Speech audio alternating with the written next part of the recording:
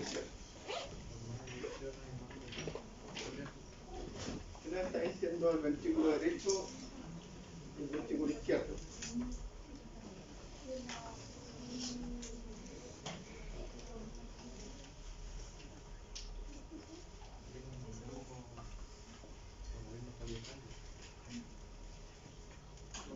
O sea, nos dice que el ventrículo derecho y el ventrículo izquierdo, la presión es distinta, pero el volumen de sangre inyectado es el mismo. ¿Ya? Si bien que se generan distintas presiones, y eso es lo que está ahí, pues, ¿ven? Entonces, usted tiene el ventrículo derecho versus el ventrículo izquierdo, las presiones son totalmente distintas, ¿ya? Pero la cantidad de sangre que expulsa es la misma, ¿ya? Y eso hay que tenerlo claro. Bueno, estoy hablando de la precarga, creo que eso lo entendí, ¿cierto? La tensión pasiva al llenado del ventrículo, ¿ya?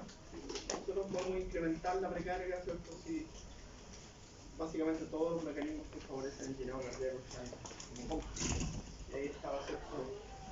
La presión venosa, que determina el retorno venoso. Dijimos que podía ser aumentada, ¿cierto?, por la disminución de la distensibilidad venosa periférica o el volumen de sangre venoso, ¿cierto? Todos los factores que aumenten el volumen de sangre venoso, ya como el agua corporal total, y todos los factores que la regulan, van a aumentar el retorno venoso. Y eso va a aumentar la presión venosa, por lo tanto eso va a aumentar la precarga ventricular, ¿ya?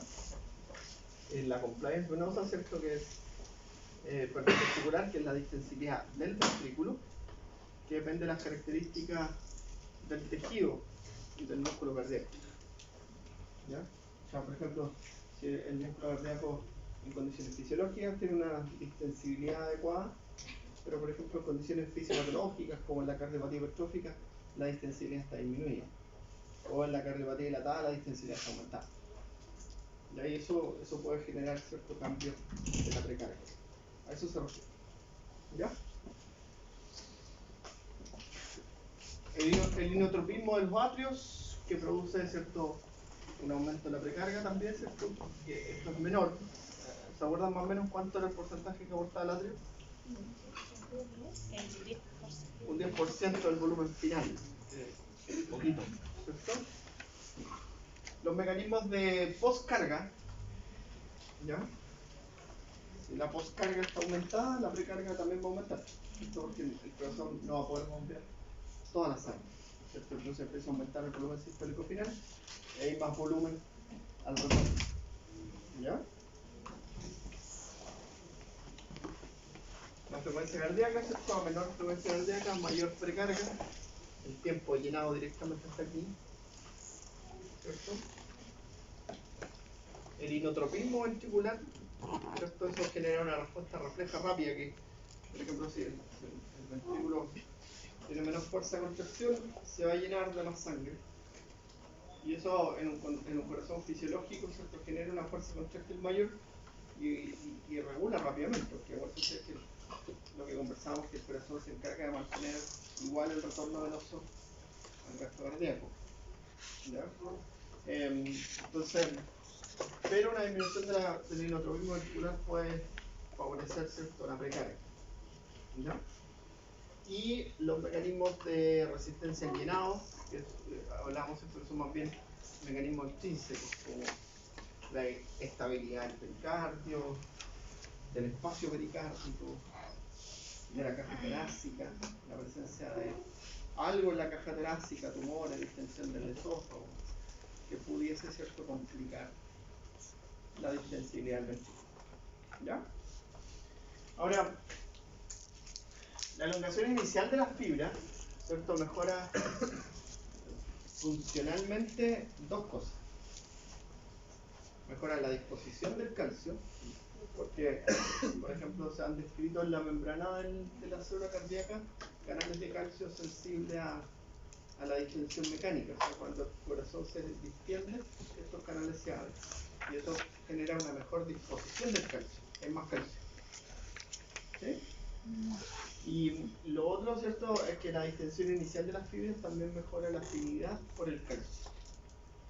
Entonces eso hace que el inotropismo y la fuerza contráctil sea mejor y óptima, ¿cierto?, en una distensión inicial de las fibras mayor. ¿Ya? Y eso viene a explicar después de muchos años el principio de Starling, que decía, ¿cierto?, que a mayor llenado ventricular, mayor vaciado ventricular. ¿Ya? O a mayor distensión inicial de las fibras, mayor es la fuerza, más rápida es la fuerza de acortamiento. ¿Ya? Que es lo que se muestra en ese gráfico que está ahí a la derecha. ¿Ya? Entonces lo que estamos haciendo es la velocidad de acortamiento está aumentando. ¿Ya? Hola. Bueno, y el gráfico que está aquí, ¿cierto?, muestra que si disminuye el retorno venoso, disminuye el volumen sistólico, y si aumenta el retorno venoso, aumenta el volumen sistólico. Estamos bien. ¿Sí? Bueno, ahí tienes, por ejemplo, dos situaciones. En la primera, ¿cierto?, hay una hipertrofia del músculo. Realmente, esta hipertrofia, cuando se habla del corazón, siempre se habla de hipertrofia. Pero hay una hipertrofia concéntrica, en definitiva es esta. ¿Ya? O sea, normalmente estas se generan, ¿cierto?, como sobre una causa primaria, sobrecarga de aumento de la poscarga. ¿Ya? Pero es generado por mecanismos que remodelan el músculo cardíaco, que son todas las hormonas que regulan el ciclo cardíaco y el gasto cardíaco, que a largo plazo tiene un efecto hipertrófico. ¿Ya? La adrenalina, la angiotensina, la ADH, todas tienen un efecto de hipertrofia muscular cardíaca. ¿Ya? A largo plazo. Entonces, ¿qué van generando? ¿Cierto? Una disminución de la distensibilidad. Y eso genera, ¿cierto?, un volumen diastólico final, quizás similar, pero la capacidad de adaptarse es menor. O sea, por lo tanto, el volumen sistólico va a ser menor. ¿Ya? La precarga va a disminuir y el volumen sistólico va a ser menor. ¿Ya? Bueno. Y si nosotros miramos, por ejemplo, en una dilatación del músculo, ¿ya? Aquí nosotros vamos a tener un aumento del volumen diastólico final. ¿Ya? Pero el aumento de presión necesario que debiese ocurrir para expulsar este volumen de sangre no va a ser posible.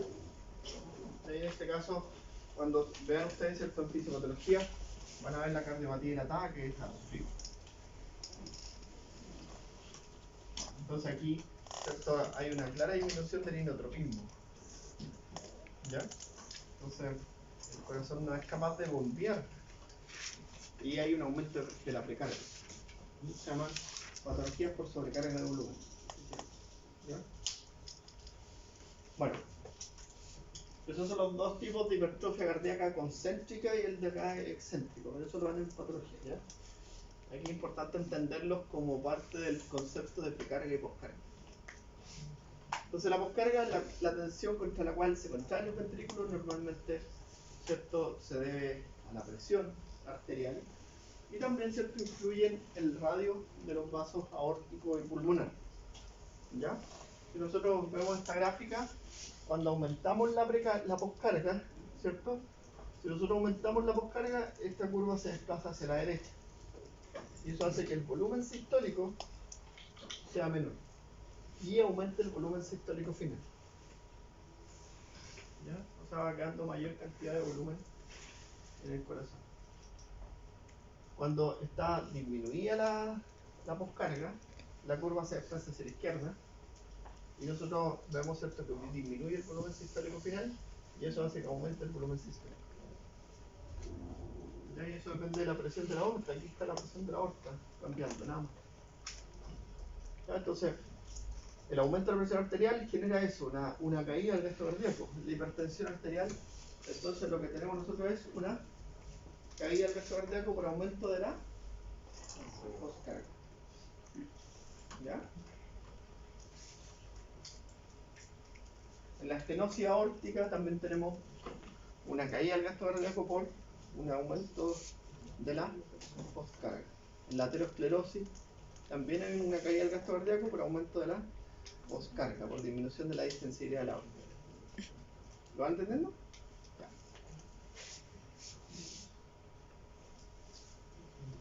Ahí están los cambios de la postcarga. Entonces, la postcarga afecta al volumen sistólico final y por ende, ¿cierto? Afecta el volumen sistólico. ¿Ya? Acuérdense la fórmula. Lo vamos a hacer aquí. ¿Qué le pasa? Está como dormitado. ¿Tienes sueño? ¿Lunes? Con la enfermedad de Luna. Entonces, gasto cardíaco es igual a la frecuencia cardíaca por el volumen sistólico. Y este, ¿cierto?, es la diferencia del volumen diastólico final menos el volumen sistólico final. ¿Ya? Y este está relacionado con la postcarga. Y este está relacionado con la precarga. ¿Ya?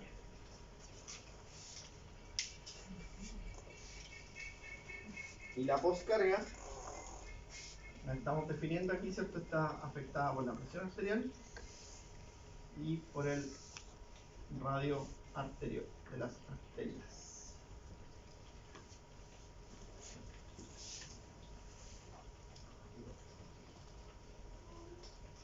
Ya, el inotropismo, ¿cierto?, en la fuerza de contracción cardíaca. ¿Ya? ¿Dónde localizamos el inotropismo en esta fórmula? Si yo aumento el inotropismo, ¿qué pasa? Disminuye la frecuencia. Si yo disminuyo el inotropismo, ¿qué está cambiando? Volumen sistólico final. El volumen sistólico final. Entonces, el inotropismo, ¿cierto?, tiene un efecto directo sobre el volumen sistólico final. ¿Ya? O sea, tiene un efecto sobre el volumen sistólico final. Si yo aumento el inotropismo, disminuye el volumen sistólico final. ¿Ya? Entonces, nosotros podríamos decir, ¿cierto?, que esto inotropismo. ¿Y el inotropismo a qué depende? Las concentraciones transitorias de calcio intracelular y la afinidad por el calcio. ¿Ya? La concentración de calcio y la afinidad por el calcio. ¿Ya? Entonces vamos a poner aquí, ¿cierto? Concentración y afinidad. Esos son los dos parámetros que pueden cambiar. Los dos parámetros que pueden cambiar. ¿Bien? Por ejemplo, en la cardiopatía dilatada, cuando antes se decía que era iatrogénica, se debe al desbalance del calcio. Entonces, la célula cardíaca, acuérdate que hace esto. Vamos a repasar. La célula cardíaca, durante la contracción, ¿cierto?, entra calcio, los canales de calcio tipo L, ¿ya? Y sale calcio del retículo, de los canales de Renaudin, ¿cierto? Entonces, y este calcio, acuérdense ustedes que este calcio estimula eso, ya, pero también contribuye a esto. ¿Sí? Entonces, una vez que ocurre esto, ¿sí?, la contracción, el calcio tiene que volver al retículo. Y para eso ocupa una bomba de calcio. ¿Sí? Que está regulada esa bolsa, esa bomba, con el fosfolásmido. ¿Ya? El calcio también puede salir por una bomba en la membrana, también regulada, o se puede intercambiar por sodio.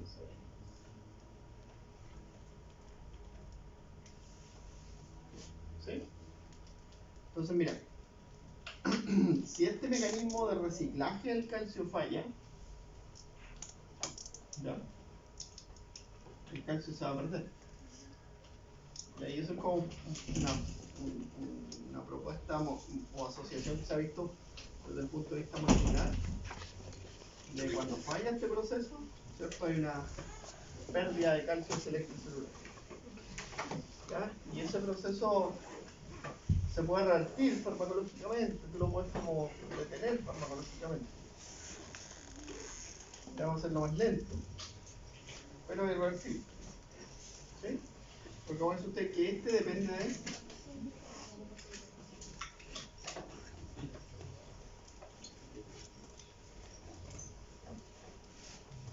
Eso regula eso. Entonces, hay compuestos que inhiben a esta bomba, y al inhibir la bomba, hacen que esto se inhiba, y hacen que el calcio, aunque le cueste más a esta bomba de calcio recuperar el calcio, lo recupera. Y en la siguiente contracción se genera más. Entonces, el primer mecanismo es la concentración. Y la otra es la afinidad por el calcio, que puede ser cambiada, ¿cierto?, por estados de hipoxia, por acidosis, ¿ya? Que son factores que pueden afectar, ¿ya?, la afinidad por el calcio.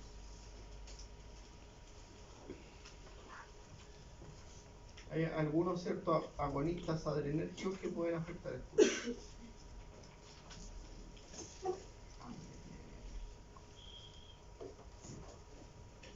¿Ya? Que pueden alterar eso, la afinidad por el calcio. Eso en definitiva, ¿cierto?, es la afinidad de la troponina por el calcio. ¿Ya? Entonces, en hipoxia, acidosis o presencia de agonista adrenérgico se altera. Entonces eso puede generar cierto cambio en la contractilidad. ¿Ya? Entonces ahí tiene usted el hidrofobismo ventricular, puede ser aumentado por la actividad simpática, por las catecolaminas circulantes, por aumentos de la poscarga, eso se llama efecto ANREP, ¿ya? Que es un efecto que es provocado porque hay más tensión de salida en el ventrículo y el ventrículo se contrae con más fuerza, ¿sí?, para compensar. Entonces le decía yo que si el corazón se está contrayendo con más fuerza, va a empezar a generar mecanismos de hipertrofia. ¿Ya?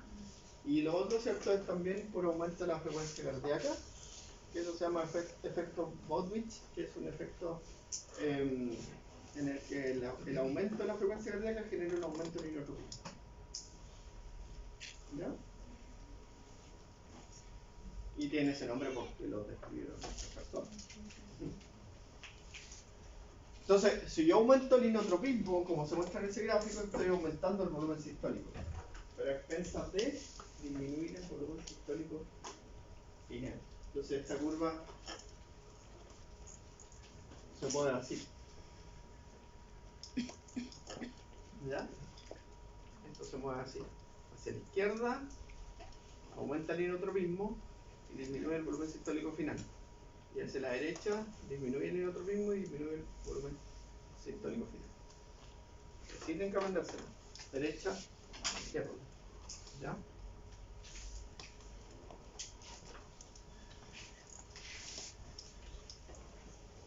Ya. Y ahora vamos a hablar de gasto cardíaco. Directamente. ¿Ya? Vamos a ir integrando todo lo que hemos visto, pero vamos a sumarle algunos factores sistémicos, que eso es lo importante. Entonces, el gasto cardíaco, por definición, ¿cierto?, es la cantidad de sangre que expulsa el corazón por minuto y que es la necesaria para mantener el flujo periférico correcto. ¿Ya? Si hay tejidos en donde el gasto cardíaco es crítico, como el riñón, ¿no?, el riñón, que es el sistema que vamos a estudiar después, el riñón recibe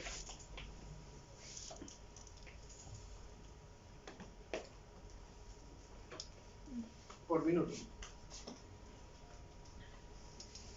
1100 ml de sangre por minuto, eso es el 20% del gasto cardíaco. Si el riñón no recibe ese flujo sanguíneo, ¿qué hace? Puede fallar, pero antes de fallar responde y activa el sistema renina-angiotensina-aldosterona. Entonces el riñón tiene muchos mecanismos de regulación, ¿ya? Pero tiene que mantener el 20% del gasto cardíaco siempre para funcionar correctamente, porque ahí ocurren muchos procesos enzimáticos, metabólicos, entonces son células que tienen una alta demanda de oxígeno, ¿ya? De hecho, son células que viven en un ambiente súper hostil, lleno de sales, lleno de desechos. Entonces esas células, para vivir en ese ambiente hostil, gastan mucha energía, ¿ya? Aunque uno no se lo haga hostil al riñón, ¿sí? Porque uno se lo puede hacer hostil al riñón. O sea, cuando tiene dieta hiperproteica, con poco consumo de agua, le hace el ambiente hostil al riñón, ¿ya? Pero normalmente uno no le hace el ambiente hostil al riñón. Y aún así el ambiente del riñón es hostil. ¿Sí? Bueno, hay áreas del riñón que están sometidas a molaridades de 1200, de 1400. Eso es hipertónico absoluto. Cualquier célula se muere en esas condiciones. Pero las células del riñón tienen mecanismos para sobrevivir a eso, ¿ya? Y eso hace, por ejemplo, que la principal causa de falla renal sea la hipotensión. Es la principal causa de falla renal. Y la principal causa de falla renal crónica son las enfermedades que afectan la microcirculación, como la diabetes y la hipertensión. ¿Ven? Entonces ahí está de la mano que hay tejidos que para ellos, ¿cierto?, es crítico. Ya, el corazón se encarga de mantener esa relación, gasto cardíaco igual al retorno de oxígeno. Bueno, ¿cuánto es el gasto cardíaco en reposo? Aproximadamente 5.000 ml. Y ahí eso se desprende de que tú tienes un volumen sistólico. Resulta de esto, ¿no? 70 y 70. Esto es un volumen sistólico de 70, con una frecuencia cardíaca de 70, me da 4.900 ml. ¿Ya? Ahora, el volumen sistólico, bueno, ahí está. El volumen sistólico cambia, va variando, ¿cierto? Por ejemplo, una persona, ahí está una persona entrenada que tiene 100 ml por latido, ya con una frecuencia cardíaca mucho más baja y el gasto cardíaco al mismo. ¿Ven? La frecuencia cardíaca es de 50 y el volumen sistólico es de 100. Entonces, el gasto cardíaco se mantiene estable. ¿Ya? La tasa del gasto cardíaco, ¿cierto? Si nosotros aumentamos la frecuencia cardíaca y incrementamos el volumen sistólico, la podemos hacer cambiar, pero absolutamente. ¿Ven? En un sujeto no entrenado, a 22 litros. En un entrenado puede subir hasta 35 litros. La diferencia de arriba, el que tenga menos frecuencia cardíaca y bombee más sangre se debe a una hipertrofia en el corazón, pero de buena forma, no una que perjudica. Sí, una hipertrofia a largo plazo, controlada, regulada. Fisiológica, ¿sí? Que son cambios como plásticos que va sufriendo el corazón, como lo primero que vimos en la primera parte, ¿cierto? Eso, en la regulación hacia abajo de canales de potasio, aumenta la expresión de receptores de adenosina, aumenta la concentración de células que secretan adenosina en los nodos. ¿Ya? Bueno, y esta es la fórmula del gasto cardíaco con los factores. Parece que está más grande en la otra. Ahí. Miremos esta primero. Entonces, ahí usted tiene los factores que afectan el volumen sistólico. Entonces ahí tiene factores que modifican la poscarga, mecanismos vasodilatadores o vasoconstrictores sistémicos, que van a cambiar la presión arterial sistémica. La contractilidad puede ser modificada por la hidratación autonómica, aumentada por el sistema simpático y disminuida por el parasimpático, por hormonas. Hay hormonas que aumentan la contractilidad, hormonas que disminuyen la contractilidad. Que aumentan angiotensina 2, ADH, adrenalina, que disminuyen el factor natriurético, la adenosina. ¿Ya? El tiempo de llenado, ¿cierto?, afecta la precarga. El tiempo de llenado está relacionado con la frecuencia cardíaca. ¿Ya? El retorno venoso, ¿cierto? También genera cambios de la precarga. El retorno venoso también modifica la frecuencia cardíaca. Y también, ¿cierto? Genera reflejo a nivel del atrio. ¿Ya? Reflejo de distensión. La distensión del atrio, ¿cierto? Genera un aumento de frecuencia. Pero que la frecuencia cardíaca hasta, para abajo, ¿cuándo hay que preocuparse en este momento? Bajo 35, pero personas entrenadas, y en personas no entrenadas, normalmente es bradicardia bajo los 52.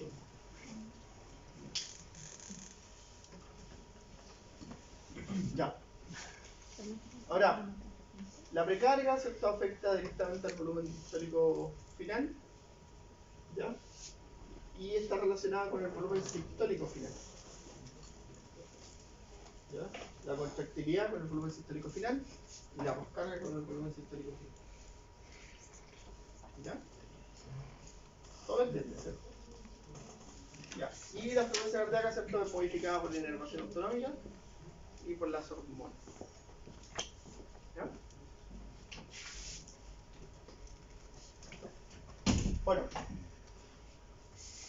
ahí tienen ciertos factores que regulan la frecuencia cardíaca: la inervación autonómica, las hormonas, el nivel de entrenamiento y la edad. ¿Ya? Ahí tienen, por ejemplo, el volumen sistólico versus el consumo de oxígeno, que es un parámetro súper importante en la función.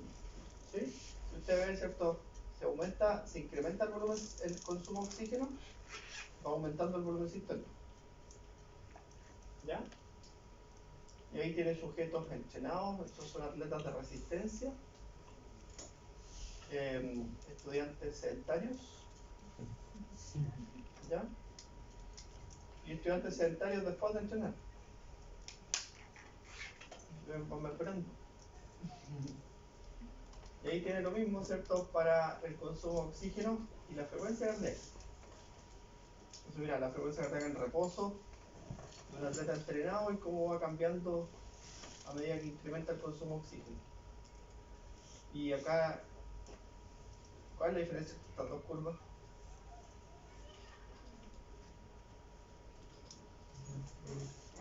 O sea que un individuo, ¿cierto?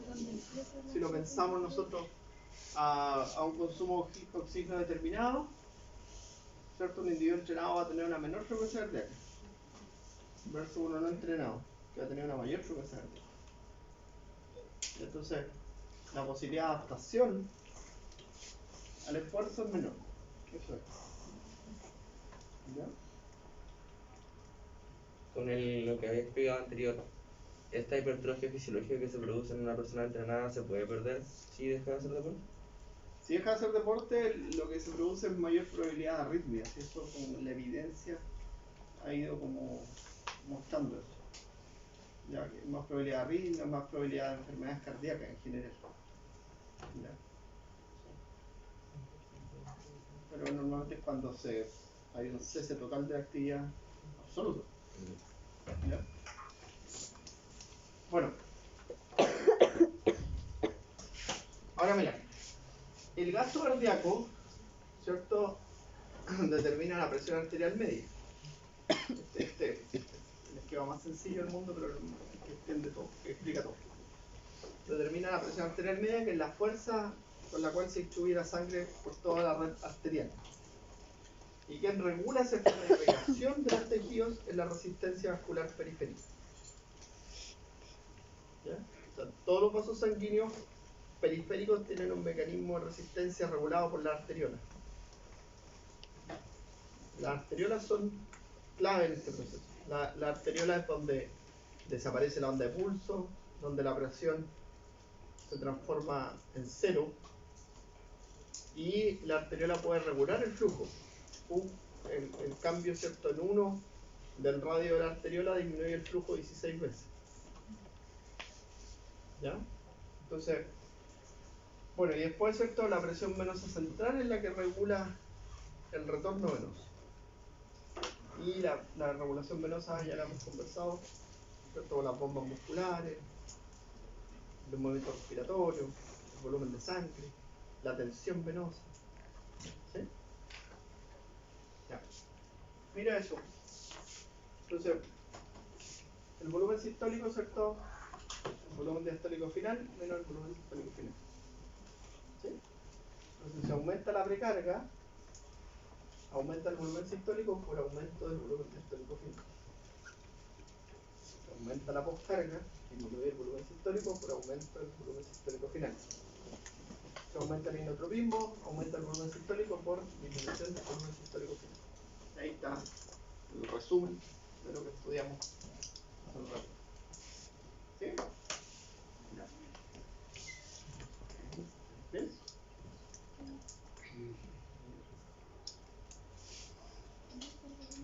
Ya.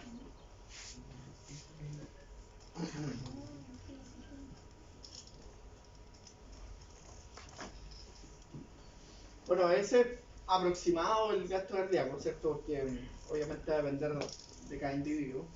¿Ya? Y el índice cardíaco que divide el gasto cardíaco por la superficie corporal total. ¿Ya? Que se usa bastante. Eso es una aprox.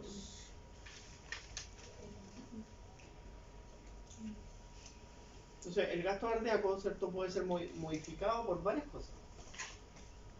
Ya, por ejemplo, por el índice metabólico corporal. Si nosotros estamos teniendo más actividad, el gasto cardíaco va a ser mayor. Porque necesitamos movilizar la sangre para hacer más intercambio gaseoso, para hacer más eliminación de desechos, más degradación y eliminación de desechos. ¿Ya? En el ejercicio, obviamente aumenta. Con la edad, ahí está la variación de. Eso es el índice, pero es la variación con respecto a la edad. Y ahí es donde estamos más metabólicamente activos, donde más el gasto cardíaco, que es entre los 5 y los 20 años. ¿Ya? Y bueno, el tamaño corporal también, pues, así, ahí está determinado por el kilo, por kilogramos de peso, el gasto cardíaco. Son 5 a 6 ml por kilogramo de peso. ¿Ya? Hay otra forma de expresarlo.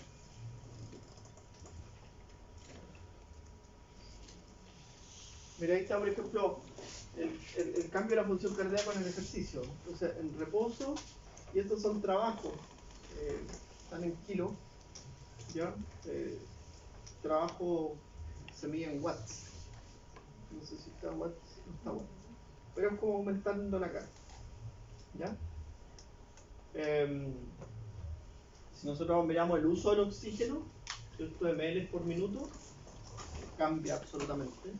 ¿Cierto? Mientras más carga de trabajo, más consumo de oxígeno tenemos. Ya llevamos trabajo respiratorio, vamos a hablar del concepto consumo de oxígeno, vamos a aprender a calcularlo y a determinar. La frecuencia de pulso, ven ustedes que puede cambiar. El gasto cardíaco cambia absolutamente. Pero mira lo que no cambia mucho. El volumen latido. O sea, pasó de 100 a 120.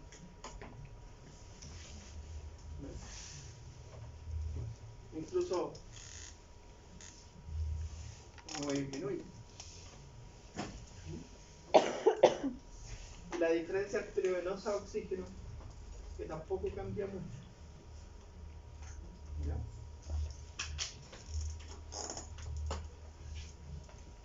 Entonces, los mecanismos adaptativos de la frecuencia cardíaca son claros. Los mecanismos adaptativos del volumen sistólico también son claros. ¿Ya? Porque esas pequeñas variaciones de la frecuencia cardíaca y del volumen sistólico son los que hacen aumentar el gasto cardíaco. ¿Ya? Eso nos está diciendo la tabla. Bueno, ahí tenemos, ¿cierto?, los factores que modifican el volumen sistólico, los factores que modifican la frecuencia cardíaca, ya lo hemos visto. Ya, la sangre total, ¿cierto?, del cuerpo, nosotros la encontramos principalmente en el sistema venoso. ¿Cierto? Volumen de sangre. Ya, entonces, si queremos incrementar el gasto cardíaco, tenemos la posibilidad de aumentar el retorno venoso. ¿Ya?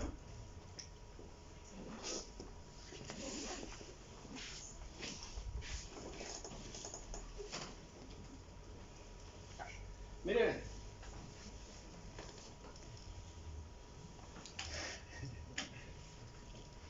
7:30 vamos a terminar. Para que se haga un café, pero así. Expreso doble. Sin adición de agua.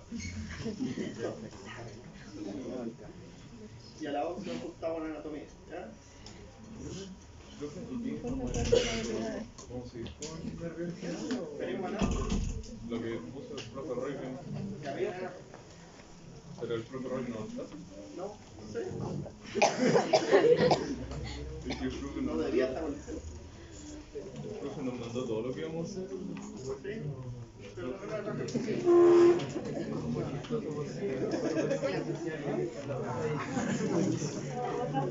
ya mire esto. ¿Qué me pueden decir? El gasto cardíaco en reposo, si nosotros miramos esto del 100% de la sangre, que son 5 litros por minuto, 20 o un 25%, principalmente al hígado. 4 o 5% al corazón, 20% al riñón, 3 a 5% a los huesos, 15% al cerebro, 4 o 5% y 6% a los huesos. Miren el ejercicio cómo cambia eso. Ya. Miren la circulación renal. ¿Qué pasa con la circulación renal? Pero yo Eso igual podría ser porque, por ejemplo, si uno hace ejercicio de menos a los 10 años, y hay menos sangre, menos funcionamiento de los sistemas. Pero casi todo el mundo. Si no hace ejercicio, el riñón funciona menos. Es casi todo el mundo. Y el cerebro también. ¿Por qué lo calculas mejor? Voy a decir, mira, sáquenlo con el 4%. 20% de 5.000 es 1 litro. Y el 4% de 25. 200. 4% de 25 litros. Bien.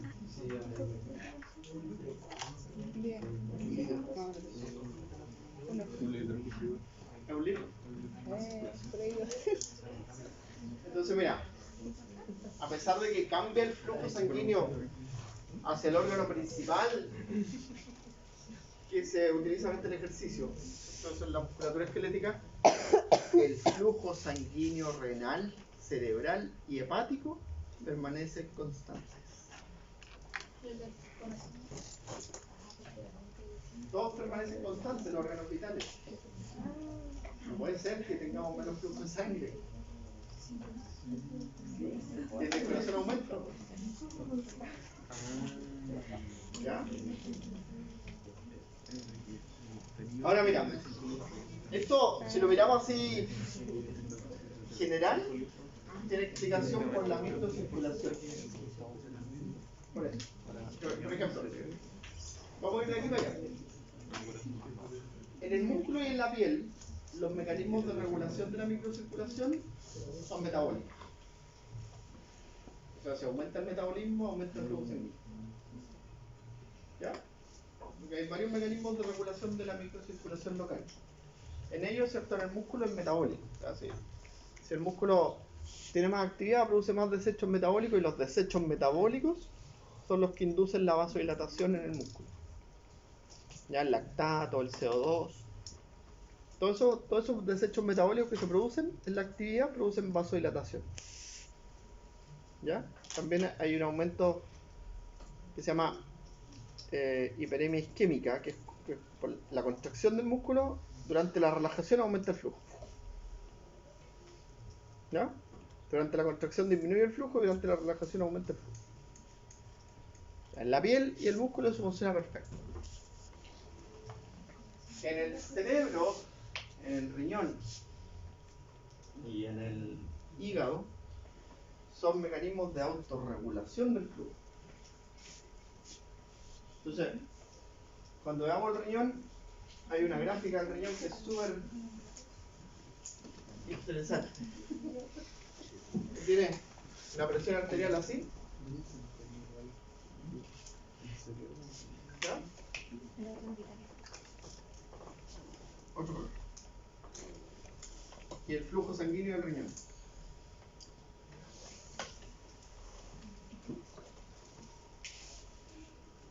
Porque si no, ¿qué pasaría? Falla el riñón. Y lo otro, si no se regulara y si dependiese de la presión arterial, irían al baño más los que hacen más actividad. ¿Cierto? Entonces, la arteria renal, las arterias cerebrales y las arterias hepáticas tienen mecanismos de autorregulación que mantienen el flujo constante a pesar de que la presión arterial cambie. Ahora tienen un rango de autorregulación. Y eso es lo que se maneja en esa estructura. Hay un rango de autorregulación. Entonces, la curva es así. Si la presión arterial aumenta, se pierde esa autorregulación. Y por eso que esto se conoce tanto que hay, cuando ustedes tengan un paciente hipertenso, hay un objetivo en la hipertensión arterial. El objetivo, mantener la presión arterial bajo 140. Ese es el objetivo terapéutico. Con las estrategias farmacológicas y no farmacológicas, la presión arterial tratar de mantenerla bajo 140, porque sobre 140 se pierde esto y el riñón empieza a sufrir daño en sus capilares. ¿Ya? Porque si aumenta la velocidad del flujo en el riñón, ¿cierto? En presiones arteriales sobre 200, sobre 180, empieza a haber daño de la microcirculación. Y el riñón se empieza a deteriorar, y por eso la hipertensión es consecuencia o es causa de la falla renal crónica. ¿Ya? ¿Lo entiendes? Ya. Bueno, en otros tejidos como la piel y el corazón, es la regulación autonómica la que controla esto. ¿Ya? Entonces, la inervación simpática, por ejemplo, en el corazón aumenta el flujo. ¿Sí? En el diafragma igual aumenta el flujo. Porque, bueno, hay dos teorías. Hay dos teorías que se han ido como probando en el tiempo, ¿cierto? Que es una disminución de la inervación simpática de esa estructura. En el diafragma y en el corazón, igual en la arteria basilar del cerebro. Y la otra, ¿cierto?, es aumento o mayor cantidad de receptores beta-adrenérgicos en esa estructura. ¿Ya? ¿Entiendes? Lo importante es... Ya. Retorno venoso. Entonces, el retorno venoso depende de la presión venosa. ¿Ya? Y la presión venosa, si nosotros lo miramos, ¿cierto?, depende de la primera, ¿cierto?, la actividad simpática sobre los vasos venosos. ¿Qué hace el sistema simpático sobre los vasos venosos? Ahora con conocimiento de causa, ¿qué hace?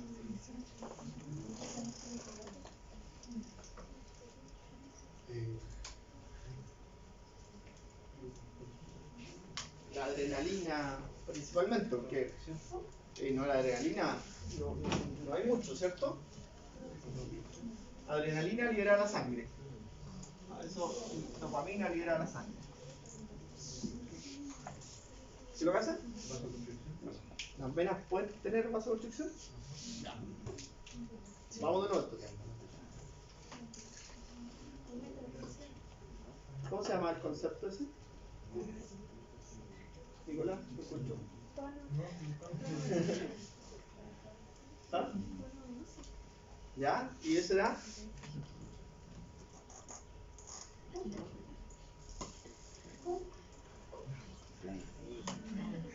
Es la compliance venosa. Entonces, mira, tú tienes una compliance venosa mayor o una compliance venosa menor. ¿Ya? Un aumento de la intensidad venosa o una disminución de la intensidad venosa. Ya, entonces mira, si está aumentada la intensidad venosa, ¿qué va a pasar con el retorno venoso? Si está aumentada la intensidad venosa, ¿qué pasa con el retorno venoso? Es menor. Si está aumentada la intensidad venosa, el retorno venoso va a ser menor. Si está disminuida la intensidad venosa, el retorno venoso va a ser Mayor. ¿ya? Es un concepto que cuesta entender porque es de extensibilidad. ¿Ya? Ya, ¿y quién puede regular esto?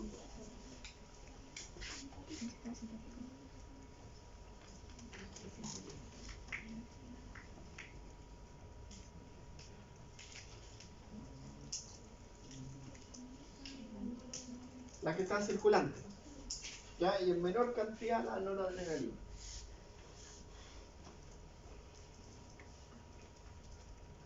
Y por ende todos los que imiten a estas catecolaminas, ¿cierto?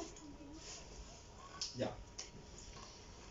El volumen de sangre, que es el concepto se llama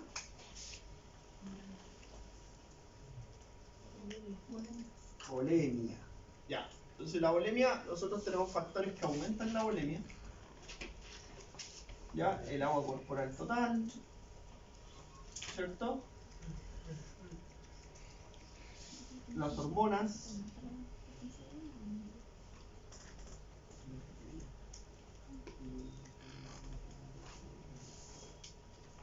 Ya, ¿qué hacen esas hormonas?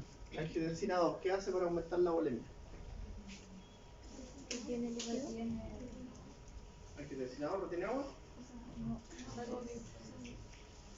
poco. La angiotensina 2 estimula sed.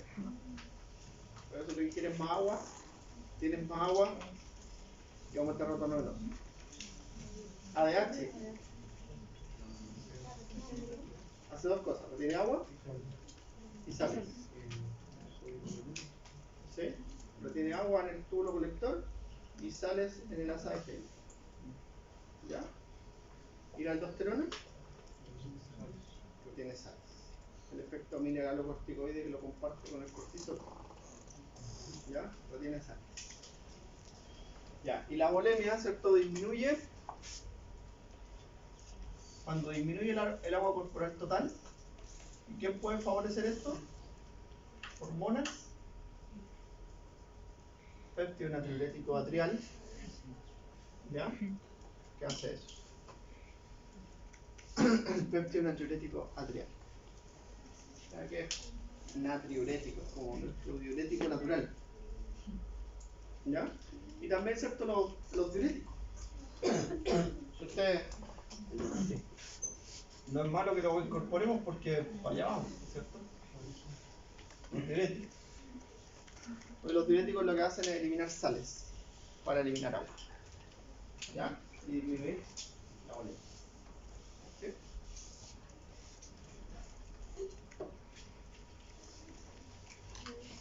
Bueno, las bombas musculares, ¿cierto? Que es esto.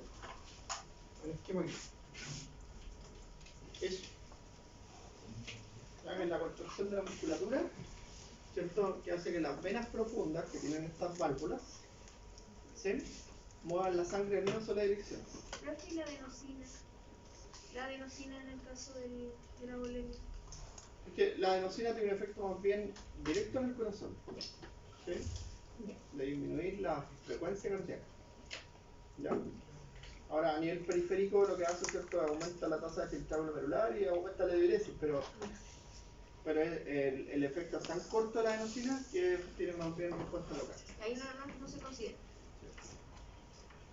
Yo cuando hacen las reversas con adenosina, es como que le ponen un flujo de adenosina endovenoso rápido y eso hace caer la frecuencia cardíaca. Ya. Bueno, estas bombas, ¿cierto? Musculares permiten el movimiento unidireccional de la sangre y es en las venas profundas. ¿Ya?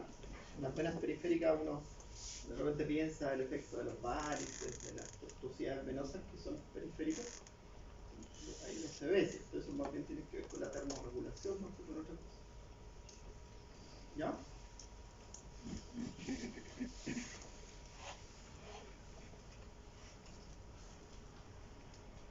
Y los movimientos de la respiración, ¿cierto? Que generan un aumento del retorno venoso por los movimientos inspiratorios.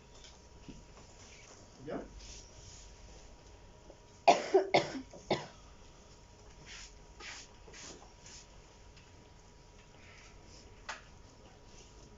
Ahí está la diferencia de los vasos, ya que en las claras que las arterias, ¿cierto? Se pueden producir esos cambios porque poseen musculatura lisa. Y esa musculatura lisa es sensible a las hormonas circulantes, a los transmisores circulantes. ¿Ya? Entonces aquí vemos, por ejemplo, el efecto periférico de la dopamina, el efecto periférico de la serotonina, el efecto periférico de la adrenalina. ¿Ya? La hemos analizado en nuestra base. Y nos vamos a ver esto de la circulación periférica. Inflamaciones, por todo esto de la colega, de los inflamaciones, deberíamos estar ahí en general. Es que la inflamación está aumentada la permeabilidad periférica, la permeabilidad capilar. La inflamación, acuérdate tú, que los procesos inflamatorios normalmente regulan la microcirculación a nivel capilar. Ahora, los factores de la inflamación pueden generar cambios de la presión arterial, pero a nivel sistémico. O sea, como la histamina a nivel local es vasodilatador, pero a nivel sistémico es vasoconstrictor. ¿Ya? Mira, aquí ven, ¿cierto? El cambio, si una onda de pulso tú la ves hasta las arterias pequeñas. ¿Ya? Pero en la arteriola, mira, la arteriola es la que genera la resistencia al flujo mayor. Entonces pasa por arteriolas, capilares, vénulas. ¿Ya? Y después la presión es 0. Y esto como está acá es, aquí no hay nada. ¿Sabes por qué no hay nada? Porque esto es la circulación pulmonar. Corazón derecho, corazón izquierdo. ¿Ya? La presión venosa pasa a una presión de 120/80 a una presión 0. Y en el caso de la presión pulmonar pasa a una presión de 8/20 a una presión 0. ¿Ya? Entonces, en la próxima clase vamos a hablar de los mecanismos que regulan el intercambio capilar. Son para que los repasen, con la presión hidrostática, la presión osmótica, la presión osmótica. ¿Ya? Ahora como que no está aquí para que tengan ánimo. ¿Ya? Yo vine ahí con Don Luis a las 8 de la mañana en la doctora de anatomía para prepararle el laboratorio, así que vayan con ánimo. Vamos a ver las clínicas. Sí, pues vamos a analizar los casos que le mandó el profe Rey. ¿Ya?